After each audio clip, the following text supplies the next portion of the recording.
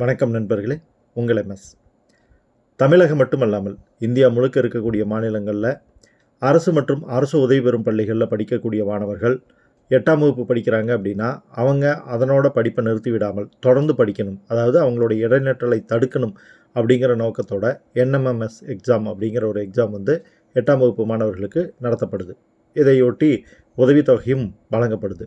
இந்த NMMS எக்ஸாமுக்கான application dates இப்போது ஜனவரி 31ஆம் தேதி வரைக்கும் எக்ஸ்டெண்ட் பண்ணியிருக்காங்க. ஸோ இது வரைக்கும் யாராவது நண்பர்கள் அந்த என்எம்எம்எஸ் எக்ஸாமுக்கு அப்ளை பண்ணாமல் இருக்கீங்க அப்படின்னா இப்போ நீங்கள் அப்ளை பண்ணிக்கிறதுக்கான வாய்ப்பு ஏற்பட்டிருக்குது. இதற்கான தேர்வு பிப்ரவரி மாதம் அப்படிங்கிறத அனௌன்ஸ் பண்ணிட்டாங்க.